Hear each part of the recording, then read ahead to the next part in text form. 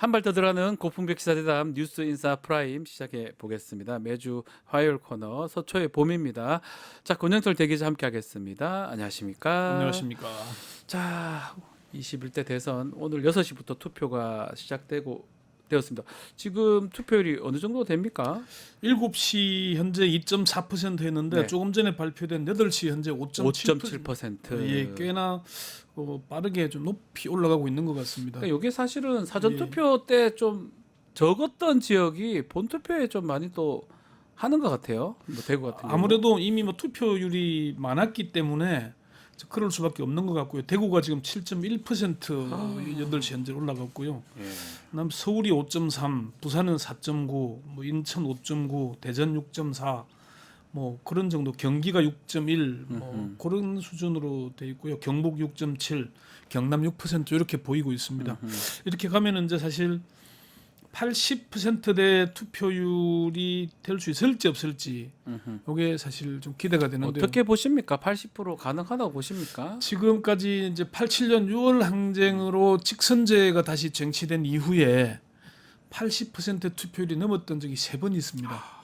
바로 87년에 있었던 13대 대선 때, 네. 그리고 14대 대선, 15대 대선까지는 89%, 85%, 80%대였거든요. 네. 그 뒤에 지금 이제 19대 그 박근혜 전 대통령 탄핵으로 치러진 19대 대통령 선거 때는 77%, 네. 그리고 지난번 윤석열, 이재명 두 후보가 격돌했던 20대 선거에서도 77%대였어요. 오늘 투표율이 치솟고 있는 걸로 봐서는 이게 80%를 넘길 가능성도 있지 않을까. 있다고 보시는 거군요. 사전 투표에서 34%를 이미 기록하고 있고, 네. 요 추세로, 그리고 오늘은 투표 마감이 6시가 아니고 저녁 8시까지거든요. 그래서 그렇게 보자면은 그런 가능성이 좀 있지 않을까. 그렇게 전망이 되고 있습니다. 자, 연주 변호사님 오셨는데요. 안녕하십니까? 안녕. 투표 하셨습니까? 저는 제일 첫날에 사전 가서 투표 했습니다. 하셨군요. 네, 투표용지 보고 울 뻔했습니다. 왜 울 뻔하셨어요? 네, 기표소에 서 있는데 이게 그 12.3이 성공했더라면 윤석열의 관점에서 말입니다. 못 볼 수도 있었겠구나. 그런 의미에서요. 라는 생각을 하니, 그리고 주마등처럼 막 그간의 일들이 스쳐 지나가고 정말 울 뻔했습니다. 네. 뭐 그런 또 감정이나 그런 생각을 했던 분들이 꽤 많이 있었지 않겠나 싶은 생각도 듭니다. 대기자님도 투표하셨죠? 저는 이제 사전 선거 둘째 날, 둘째 날 다 하셨군요. 둘째 날 가서 했는데 첫째 날은 줄을 많이 섰다 그랬는데 네. 둘째 날은 가니까 좀 한산한 편이더라고요. 생각보다 네. 제 주위에는 사전 투표를 많이 한 것 같은데 예.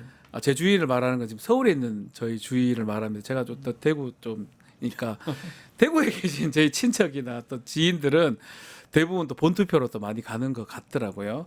그렇기 때문에 사전투표가 지난번보다는 조금 떨어졌던 거는 사실이에요. 그래도 뭐 역대 두 번째죠. 기록을 했으니까. 그래서 뭐 조심스러운 얘기이긴 하지만 80% 좀 나왔으면 좋겠습니다. 첫날 투표할 때 이제 신촌동에 있었던 네. 그 소동 이런 것들 때문에 사전 투표가 조금 율이 줄었던 것 올라가다가 같아요. 좀 네. 떨어지는. 네. 둘째 날 오후 2시까지는 이제 역대 최고를 기록하다가 갑자기 이제 떨어지기 뚝 시작하더라고요. 떨어졌습니다. 예. 토요일 아니라서 그런지 몰라도. 예, 아마 예. 뭐 금요일이라서 그랬을 예. 수도 있지만은 그런 것들이 좀 작용을 했지 않나 싶습니다. 저건 좀 그 주권자가 유일하게 행사할 수 있는 권한이 사실 투표권이기 때문에 아니겠습니까? 투표에 참여해서 예. 새로운 정부 내란 종식도 하고 예. 이제 새롭게 출발하는 계기를 만들었으면 좋겠습니다. 이 헌법에 나오는 모든 권력은 국민으로부터 나온다. 이 헌법 1조 2항인데요.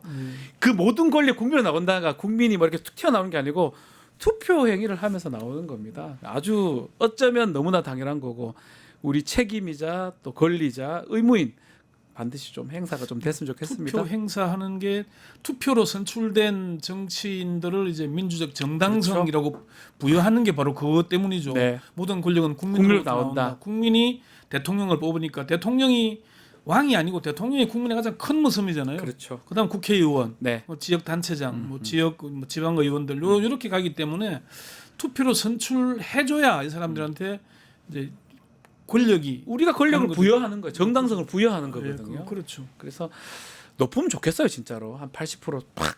특히 딴 것도 아니에요. 대통령 선거 아니겠습니까? 가장 큰 머슴을 지금 뽑는 선거인데 많은 사람들이 뽑아가지고 야, 너 좀 잘해봐라.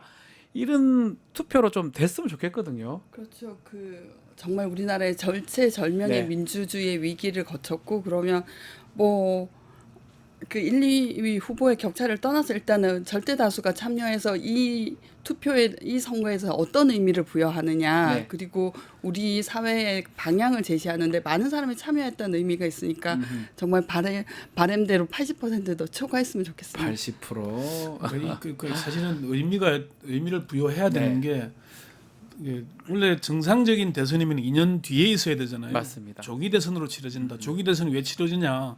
10월 지난해 12월 3일 내란을 비상계엄을 갑자기 뜬금없는 비상계엄으로 시작되는 거잖아요. 맞습니다. 딱 예. 6개월 만이거든요. 6월 6월 3일 니까요. 딱 6개월 만에 치러지는 건데 그 사이에 대한민국의 위상이 얼마큼 떨어졌고 경제 상황이 얼마큼 나빠졌고 대외 신인도가 얼마큼 나빠졌는가에 대한 걸 다시 한번 되새겨볼 필요가 있다.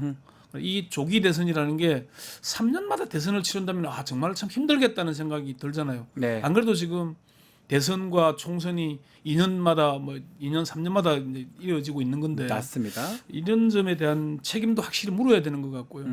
그런 투표의 의미를 좀 되새기면서 주권을 꼭 행사했으면 좋겠다. 네. 이렇게 말씀을 드립니다. 끝까지 8시까지 한번 지켜보기로 하고요. 네. 자, 이번 대선 막판까지 네거티브 공사에 또 고발전이 계속 오가고 있습니다. 먼저 이재명 후보 이 선거법 상고심 관련해서 대법원 쪽에서 소통이 왔을 때 기각으로 들었다. 이런 인터뷰가 있었는데요. 이거 관련해서 김문수 후보가 야, 사법농단이다. 이렇게 주장을 하고 있습니다.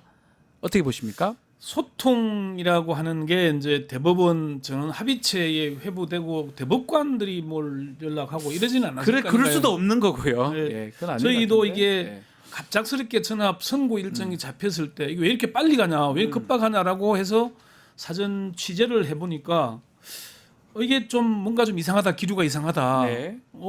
이게 빨리 잡아서 이재명 후보의 기각, 이 상고 기각을 하면은 이재명 후보한테 날개를 달아주는데 대부분이 나서서 그 일을 할 할 이유가 이유가 없다. 없는데. 그렇다고 이 사람들이 지금 파기자판할 사안도 아닌데 왜 이렇게 하냐라고 해서 확인해 보니까 저희 이제 좀 대법원 쪽 뭐 알 수 있는 사람의 전합을 다루는 대법관들만 아는 게 아니라 재판 연구관들도 있고 대법원장 주변에 또 뭐 측근들도 있을 거 아니에요. 네. 그런 사람들한테 확인을 해보니까 좀 빨리 하는데 이재명 후보가 듣기에는 왜 이리 빨리 하나 다들 의아하잖아요. 아니 전합 일정 정하고 9일 만에 선고하는 그렇게 할 수가 없으니까요. 두 분 변호사 하지만 그런 처음 사건이 봤어요? 있습니까? 처음 봤어요. 있을 수 없는 일이 네. 일어난 건데 왜 그런지 의아심을 가져보니까 아무리 생각해도 기각 외에는 방법이 없다. 네. 라고 다들 많은 사람들이 예상을 했거든요. 그런데 아무리 그래도 조희대가 사실은 대법원장이 될 나이가 안 됐어요. 네. 대법원장은 헌법에 6년의 임기를 주고 있는데 이 사람은 정년이 3년 6개월밖에 안 남았어요. 네. 그러면은 사실은 대법원장 자격이 안 되는 겁니다. 그런데 윤석열이 지명을 했거든요. 시킨 거죠. 예. 그러면은 이 사람이 이재명 후보를 위해서 저렇게까지 할까? 그건 아닐 것 같은데 그럼 뭘까 하는 의아심이 들었는데 네. 그건 이제 이재명 후보는 기각 그래 이렇게 급하게 하는 게 기각 외에 다른 길이 있겠냐 이렇게 들었다. 그런데 막상 까고 보니까 이게 파기환송이더라. 환송이었죠. 놀랐다는 이런 얘기를 한 건데 그걸 가지고 이제 뭐 대법원 쪽 내지는 뭐 대법원도 사람들이 법원 행정처도 있고 많으니까 그 얘기를 한 것 같은데 어쨌건 좀 표현상 대법원 쪽에 소통을 했다는 얘기가 갑자기 그러면은 이제 뭐 김문수 후보 쪽에서는 사법농단 내통한 거 아니냐? 내통 아니냐 이렇게 사법농단 아니냐? 그렇게 하는 것 같은데 네. 그 상황에 대한 설명이지 않을까 그렇게 그렇죠. 봤습니다. 어떻게 보셨습니까? 이현주 이게 사법농단이냐 뭐 내통이냐 이렇게 볼 수 있는 부분인가요? 사법농단이라고 칭하려면 영향을 미쳐야겠죠. 그러고 압력은 좋은 결과가 아니더라도. 나야 될 거 근데 아니에요. 이건 사실 이렇게 급박하게 진행이 되면 네. 굉장히 궁금하고 그리고 앞으로 대선 일정을 네. 무사히 소화해낼 수 있을까라는 거하고도 관련이 있기 때문에 굉장히 중대한 사안이죠. 네, 그래서 분위기를 알아보는 정도의 연락은 할 수 있다고 생각합니다. 물론 이제 그걸 사법농단이라고 할 건 아닌 것 같아요. 그리고 그래서 박근혜 대통령 전 대통령의 헌재 때도 뭐 연락을 해보고 뭐 탄핵이 기각된다는 걸로 이해해서 뭐 3단 케이크 준비했다 그런 얘기 있지 않습니까? 그래서 그 담당 재판 연구관에게까지도 연락을 못 해봤을 것 같아요. 네. 왜냐하면 연락을 하면 오해의 소지가 있고 그리고 뭐 이재명 대표가 워낙 여러 가지 사법 그 절차에 연루된 사람이다 보니까 네. 더 경계를 했을 것 같고 그냥 그 언저리쯤에 어떻게 될 것 같다라고 물어본 게 다가 아닐까. 틀렸잖아요, 근데 틀린 거잖아요. 사실 저도- 맞추지를 못했는데 근데 저도 뭘. 취재하려고 아는 대법관들에게 전화를 저도 물어봤는데 돌려보니까 전화를 안 받습니다. 저 대법관 말고 저는 밑에 아니, 분들한테 전 직접 대법관들한테 전화해봤는데 궁금해서 아예 전화를 받지를 안 않고요. 받죠. 예. 상황이 이런데 안 받죠. 네. 그리고 이제 다른 이제 우리 저 기자들이 취재를 해보니까 네. 아 이게 좀 뭔가 대법원으로서는 그 상고심을 5년간 지고 있을 생각이 없다. 이게 기본 핵심이었어요. 그러니까요. 5년간 지고 있을 생각이 없다. 대통령 기간이 그러니까 대통령 이제 이거 뭐 투표를 해야 되냐 말아야 되냐 논란도 있을 수도 있고 그게 하급심이면 모르겠는데 대부분이 지고 있기는 부담스러워한다. 네. 그런 얘기까지는 들었었어요. 그렇기 때문에 그거는 이제 그런 정도의 얘기 아니겠나. 사실 법사위도 있고 하니까 통상 법원 행정처하고 평소에 소통도 하고 가잖아요. 네, 맞습니다. 뭐 그런 의견들이겠죠. 그걸 뭐 사법농단 하려면은 임명권자 대통령이거나 그러니까요. 뭐 권한이 있는 사람이 행사한 농단이 되는 것이지 야당이 권한이 있는 건 아니잖아요. 네. 김문수 후보 측은 좀 이건 더 심각해 보입니다. 리박스쿨 댓글 의혹팀 조작팀 운영 의혹인데 요거는 이제 수사도 지금 진행이 되고 있는 상황입니다. 어떻게 보십니까? 뭐 대 기자님부터 이게 좀 심각해 보이거든요. 조금 일단 경찰이 수사에 좀 속도를 내고 있긴 네. 해요. 경찰이 속도를 내고 있긴 한데 이게 다시 또 사세형은 그 검찰에도 고발을 했고요. 네. 검경 양쪽으로 가 있는데 1일 날 고발인 수사를 했고 지금 신속하게 수사할 거다. 경찰이 박현수 서울경찰청장 직무대리가 그렇게 밝혀서 사실상 이게 과거에 우리가 국정원 댓글 사건을 떠올리게 만들잖아요. 맞습니다. 그리고 리박스쿨이라는 게 정말 어린 아들 초등학생에게까지도 이게 그게 더 충격적인 거예요, 사실은. 사실은 그렇죠. 네. 이게 극우화 교육을 한다. 그래서 뭐 극우 홍위병을 키우려고 한 게 아닌가. 근데 이게 그 돌봄 학교가 윤석열 정부에서 시작이 됐단 말입니다. 그러면은 그게 윤석열 극우화되는 성향을 보이면서 이런 것까지 다 연계되어 있는 거 아닌가 하는 그런 의혹들을 충분히 사고 있기 때문에 이 네. 문제는 쉽게 넘어가지는 않을 것 같아요. 네네. 아마 선거가 끝나더라도 이 문제는 조금 더 깊이 아마 수사를 하건 진상 조사를 하건 교육부가 진상 조사를 한다고 하는데 지금 교육부 체제가 제대로 밝혀낼 것인지 그러니까요. 수사를 하면은 검찰과 경찰은 또 제대로 해낼 것인지에 대한 의아심이 있긴 하지만은 이 문제는 좀 파장이 좀 더 길게 갈 것 같다. 네. 그런 건 확실할 것 직전에 같습니다. 터져서 그렇지 만약에 대선 초반에 터졌다면 큰 이슈로 계속 됐을 가능성도 있지 않았을까 생각도 들어요. 그렇죠. 리박스쿨 운영진 등 관련된 4명이 기독자유통일당의 그 공천을 받았던 후보 4명이기도 하고 당시에 김문수 현 후보는 대표였거든요. 그 네. 당의 대표였거든요. 그리고 무엇보다도 우리가 잘 알고 있듯이 김문수 후보가 뉴라이트 역사관의 신봉자인데 그 늘봄 학교 교사가 퍼뜨리려고 했던 역사관이 바로 그거고요. 그래서 저는 어이가 없었던 것이 그 이제 뉴스타파의 잠입 취재를 통해서 교육하고 있는 내용이 일부 나옵니다. 네. 뭐 4.3 항쟁은 4.3은 그 김일성과 그 남노당이 건국을 방해하기 위해서 일으킨 봉기다, 무장 봉기다라고 했는데 김문수 후보는 거기 가서 4.3 조위를 하면서 표를 얻으려고 해요. 네. 이게 얼마나 극단적인 그림인가라고 하면서 좀 마음이 무겁습니다. 그래서 김문수 후보가 그 자신의 뉴라이트 역사관에 대해서 교정하지 않고 거기 가서 참배를 한다는 것은 있을 수 없는 일이라고 생각해요. 어쨌든 뭐가 안 맞긴 안 맞죠. 김문수 후보의 예. 관련성이 너무 많다. 네네. 그 운영진이 그 당에서 기독통일자유당에서 공천을 받았던 인물이라는 사람 사실 인정 그리고 뉴라이트 역사관의 뿌리를 같이 한다는 점 이거 해서 좀 김문수 후보의 관련성이 파헤쳐져야 할 것 같습니다.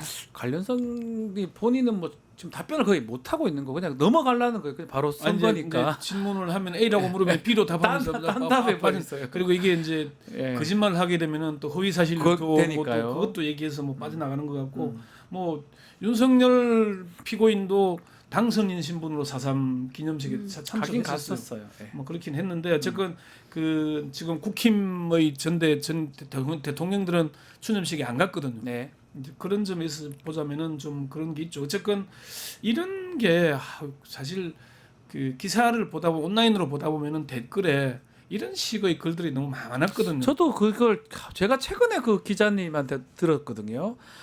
기사만 뜨면 한 서너 개가 연속으로 빠락 올라오는데 딱 그런 기사들이 그런 댓글들이 많았다고. 그러니까 보고 뭔가 의심을 하긴 했는데 다들 생각은 못했던 것 같아요.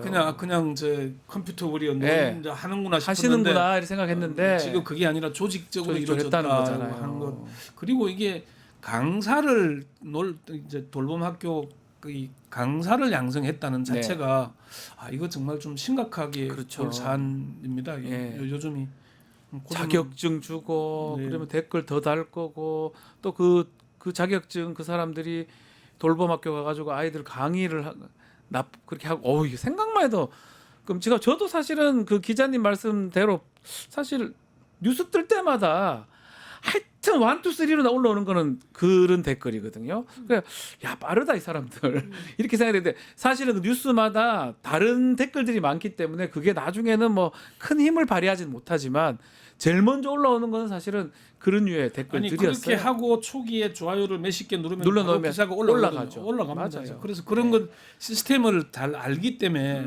했다는 거. 그리고 지금 이제 민주당 쪽에서 제기하는 의혹은 네. 전직 국정원 직원들이 연루돼 있는 것 같다. 그 얘기 계속 하죠. 예, 그 예. 얘기를 합니다. 국정원 퇴직자가 뭐 그 스카이데일리하고 연결해서 하고도 있고 강사로도 활동을 하고 있다는 그런 얘기들도 있기 때문에 요거 사안은 그냥 가볍게 넘길 문제가 있는 사안은 아닌 걸로 그렇게 보입니다. 자, 네. 뭐 뉴스타파의 기자가 사실은 제보가 어디에서 왔는지를 얘기했죠. 12.3 내란이 있고 나서 관여를 했던 네. 뭐 국정원에서 운영했던 알파팀이 있습니다. 또 알파팀은 민간 조직을 두고 민간 외곽팀이라는 걸 운영을 했었고요. 그래서 그 당시에도 이게 수면에 부각될 당시 2017년 당시에도 이 민간 외곽팀이 사실은 극우 기독교 기독교 교단의 사람들이 참여하고 있다는 얘기들이 있었고요. 네. 그래서 십자가 알바단이라는 기억하실 거예요. 네네네. 그때 윤정훈 목사가 처벌을 받기도 하고 그 전신의 뿌리를 받고 있다는 것이 대체적인 그 취재했던 사람의 의견이라고 해요. 왜냐하면은 그 12.3 내란이 있고 나서 알파 팀에 관여를 했었고 현재 리박스쿨에도 관여하고 있는 그분이 개몽되어서 네, 내가 했던 개몽됐어요. 일이 이런 결과를 낳을 수 있구나라면서 제보를 해서 이제 잠입 취재 언더커버로 잠입 취재를 하게 된 것이라고 하거든요. 알겠습니다. 자, 이준석 후보 얘기도 좀 해보겠습니다. TV 토론에서 어떤 아주 발언이 좀 문제가 됐는데 민주당에서 허위사실 공표다라고 고발하니까 무고죄다 이렇게 맞고발하는 좀 그런 모습이 지금 연출이 되고 있습니다. 저보다는 이현주 변호사님 네, 하실 말씀 변호사님 먼저 한번 말씀 주십시오. 근데 이 굉장히 준비를 잘했었고 그래서 그 허위사실 공표라는 건 누구에 대한 사실인지 특정이 돼야 된단 말입니다. 그런데 그때 발언을 보면 그런 문제의 댓글, 그 몹쓸 댓글을 누가 달았는지에 대해서는 얘기를 하지 않고 있습니다. 그리고 본인이 그걸 얘기하는 게 아니라 권영국 후보에게 이 표현에 그렇죠. 대해서 어떻게 질문을 딱 생각하시는지 던졌어요. 그러니까 네. 굉장히 처음부터 잘 준비를 한 표현이고 그리고 본인이 피해가지 않기 위해서 판단은 권영국 후보에게 맡겼습니다. 그래서 이것은 뭐 허위사실 공표죄의 사실 그 적시된 사실이 무엇에 누구에 관한 것인가를 말하기가 참 법률적으로 구성하기가 쉽지 않아요. 우선 특정이 안 됐기 때문에 잘 준비됐다는 표현이 예. 잘 기획을 잘했다는 거죠. 의도적으로 가지고 했던 그렇죠. 말씀이시죠. 자신이 공직선거법 또는 명예훼손을 범죄 부분. 피해가기 위해서 그러니까 표현에 이걸 내가 말을 할 것인지 뭐 누구에게 비판적인 의견을 이끌어낼 것인지 그리고 내가 수위를 어느 정도로 하고 그 대상에 대해서 어느 정도 그 모자이크 처리를 할 그러니까요. 것인지 미리 잘 준비해 놓고 한 발언이지 즉흥적인 건 아니었다고 생각해요. 그래서 그런 만큼 이게 허위 사실 공표가 되기 위해서는 그 발언한 사실을 특정을 해야 되는데 이거 참 어려움이 있습니다. 근데 어쨌든 뭐 형사적 책임은 그런 것이니까요. 네. 근데 어쨌건 저는 그걸 보면서 사실 40살 이제 갓 지났잖아요. 이제 40 딱 됐죠. 그래서 예. 젊은 사람들에게 소굴력이 있고 젊은 정치인이 나오면은 뭔가 좀 신선한 정책들 이런 걸로 사람들의 관심을 끌고 갈 줄 알았는데 기존의 정치판에서 가장 나쁜 것만 나이는 젊은데 하는 행동 아주 노회한 걸 하고 있다. 이게 정말 이준석이라는 젊은 정치인이 그리고 이공계 출신이고 네. 그래서 야 그런 게 좀 있지 않을까 하는 기대를 주변에서 하는 사람들이 있었는데 막상 하는 걸 보면은 야 정말 정치꾼들이 하는 아주 노예한 정치꾼들이 하는 걸 하는 것 같아요. 네. 그래서 정말 이거는 좀 아니다 싶고 그리고 저는 좀 그 대선 후보들이 사실 이렇게 고소 고발을 많이 하잖아요. 네. 두 분이 법조인이 계시지만은 저는 이게 국민들한테 참 나쁜 영향을 미치는 것 같아요. 정치인의 발언은 정치적으로 해결해야 됩니다. 네. 그래야 뭐든지 일만 터지면 고소 고발부터 해요. 왜냐 상대 입을 먼저 막기 위해서인데 그렇죠. 이게 일상생활에서 국민 일반한테도 무슨 일만 생기면 고소 고발을 하려고 그래요. 사회에 서로 조정하고 타협하고 대화를 하지가 않아요. 이걸 가장 먼저 하고 그럼 자기가 해명하면 되는데 또 무고죄로 고발하고 맞아요. 결국은 이어지고 있잖아요. 이런 그래서 사실은 국회의원들도 지금 법률가들이 너무 많거든요. 네. 너무 과잉 대표되고 있다는 얘기를 하고 있는데 저는 그 모습까지 젊은 정치인이 좀 젊고 신선한 뭔가를 보여주기를 기대했는데 그게 아니다는 데 대한 실망감 네. 이런 것들이 참 많이 보였습니다. 근데 제가 뭐 이건 정치적으로 이준석 후보에 대해서 참으로 실망했던 건 세대 포위론을 직전 대선에서 들고 나왔습니다. 네, 맞습니다. 너무 깜짝 놀랐어요. 20, 30대와 60, 70대가 뭐 정치적으로 지금 5, 60대를 뭐 40, 50대를 40대. 포위하자는 것인데 이건 뭐 세대 간의 적대와 불화를 야기하는 그냥 모든 것들이 이렇게 갈등을 야기하면서 자기가 일면에 실리고 거기서 입지를 확보하는 점에서 굉장히 실망스럽고요. 그리고 또 하나는 20, 30대도 한 5년, 10년 있으면 40, 50대 됩니다. 무슨 정치적 식견인지 이해할 수가 없었고요. 최근에는 또 한 이론이 우리 젊은 세대가 뻘빠지게 일해봤자 저 늙은이들 연금으로 다 하니 우리만의 기금을 만들자는 건데 네. 이것도 그 통계를 돌려보면 그 기금이라는 것이 이렇게 눈덩이를 굴려서 거기에 붙는 눈송이들을 이자로 해가지고 수익을 해갖고 떨구는 거기 때문에 제대로 기능을 하려면 이준석 후보가 내세우는 그 독립된 연금이라는 걸 젊은 세대를 위한 독립된 연금이라면 600조가 더 투입돼야 됩니다. 맞습니다. 그래서 이런 비판을 언론이 안 하죠. 그냥 자극적인 것만 실어주니까. 그래서 저는 이준석 후보가 정말 깜도 안 되는 이준석 후보가 이렇게 성장한 것은 언론의 책임도 있다고 생각합니다. 알겠습니다. 자, 우리 후보들의 검찰 개혁 공약 한번 살펴보겠습니다. 이재명 후보는 검찰 수사권, 기소권 분리하겠다 제시를 했고요. 김문수, 이준석 후보는 공수처 폐지 얘기를 했습니다. 어떻게 보고 계십니까? 검찰 개혁 관련해서? 저는 이제 이게 검찰 개혁과 사법 개혁을 네. 같이 제시를 했기 때문에 문재인 정부의 검찰 개혁이 왜 제대로 자리를 잡지 못하고 있느냐면은 검찰의 힘 빼기만 했거든요. 사실은 검찰이나 경찰의 기능은 어느 정부에서나 필요한 부분이 있습니다. 있어야 되고요. 부분이 네. 있고 지금 그 검찰 개혁하고 나서 두 분 변호사 하시면서 힘들지 않으십니까? 아니. 사건이 너무 오래 걸리고 지연되지 않습니까? 아유. 그러니까 결국은 지금도 이게 원칙은 수사권과 기소권이 딱 일도 양단처럼 될 것처럼 보이지만은 네. 결국은 기소하면은 공소 유지를 해야 되잖아요.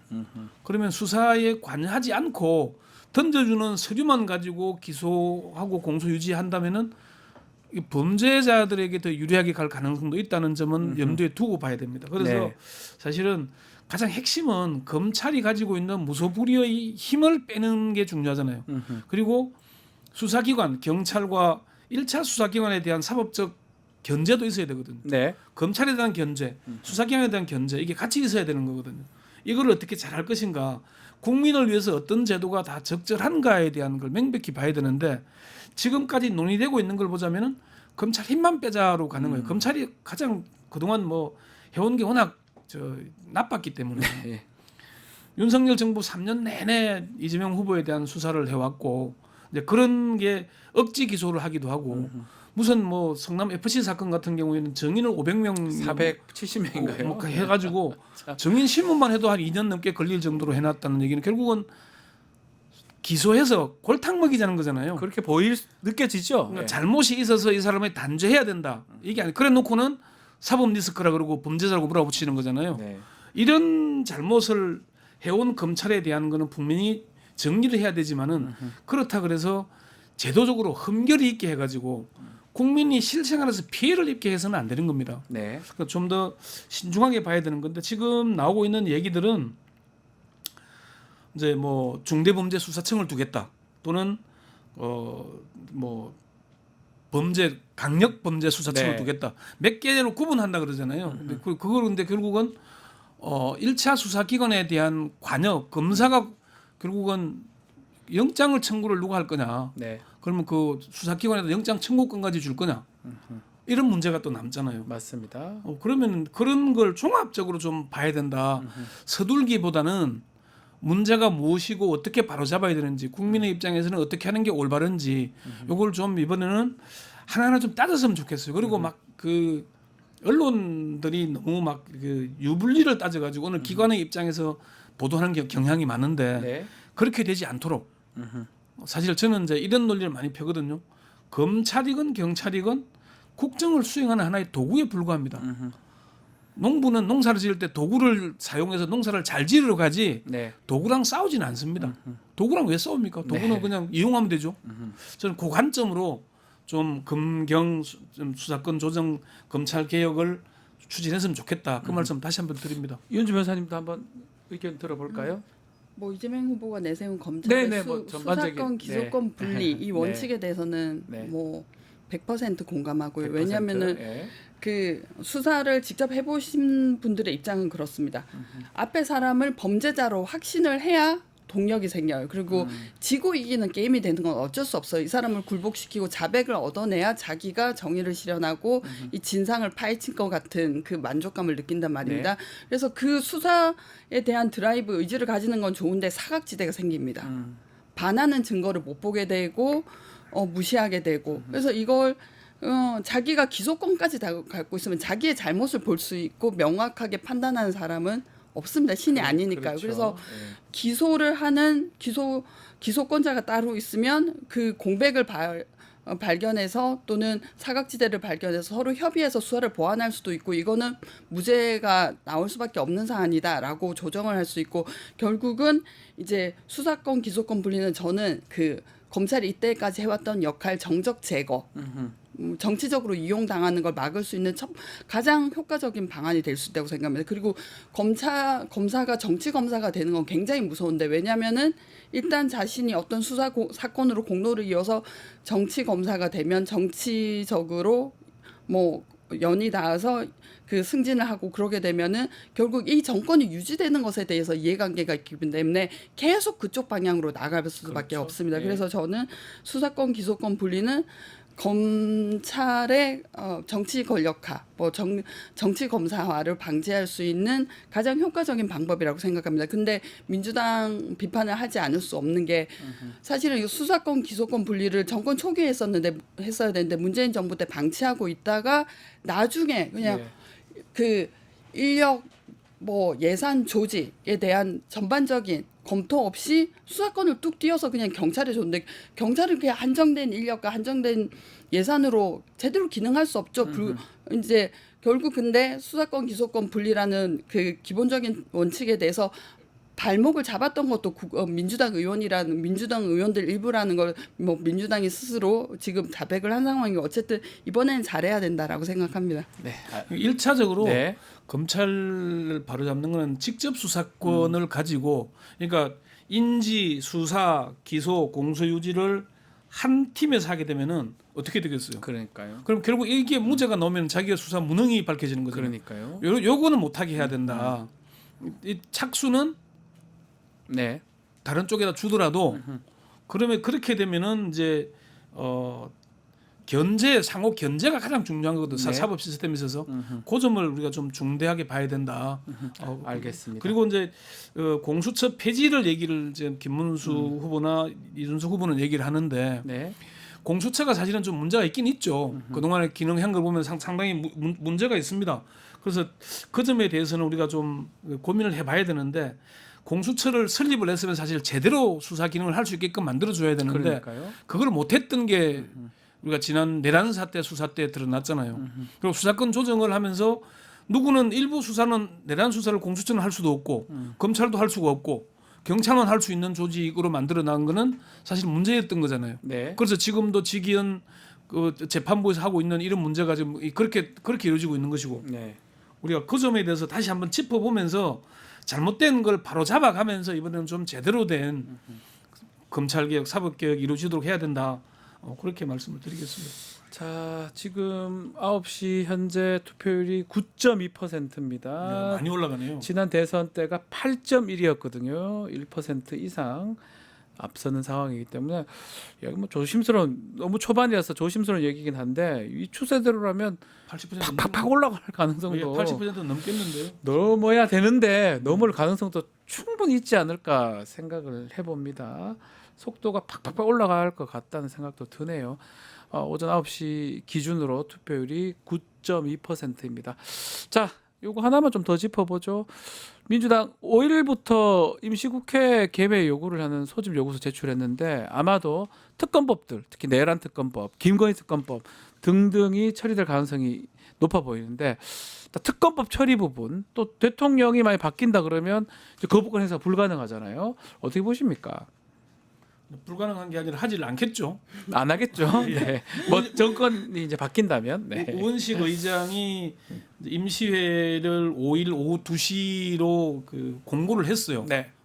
이제 열리는 거고 그러면은 뭐 곧바로 정부 조직 개편까지 이어질지는 모르겠지만은 그런 문제도 다툴 수 있을 것이고 네. 그리고 임시국회가 왜 필요하냐면은 국무총리 청문회를 또 바로 해야 되잖아요. 해야 됩니다. 그런 네. 것도 있고 사실 그거보다는 우리가 관심을 가는 거는 내란 특검법을 통과시킬 것이냐. 네네. 내란 특검법, 김건희 특검법, 최상병 특검법. 요게 사실 이제 중요한 포인트잖아요. 요것도 아마 같이 가지 않을까. 다 통과가 될 가능성이 클 거다. 이제 그렇게 되고 사실은 제일 핵심은 아직 내란 종식이 제대로 안 되고 있다는 네. 거. 내란 우두머리는 길거리로 활보하고 다니고 있다는 것.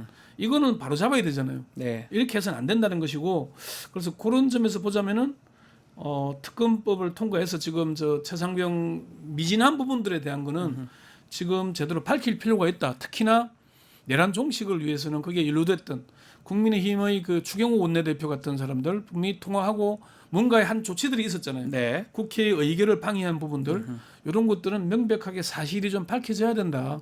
그런 일들은 그리고 지금 제일 중요한 것 중에 하나가 내란 수사를 하고 있는데 그러니까 내란 재판을 하고 있는데 직위원 재판부가 뭔가 좀 이상한 기류를 계속 보였잖아요. 네. 내란 우두머리를 갑자기 일로 계산하던 걸 시간으로 계산해서 풀어주고 주기도 하고. 예. 이런 문제들이 이렇게 가다가는 저 재판이 내란 우두머리가 혹시 무죄 받는 일이 생기지 않을까 하는 우려가 있는 거거든요. 네. 그건 뭐냐? 수사가 제대로 안 된 상태에서 기소가 됐기 때문에 그렇습니다.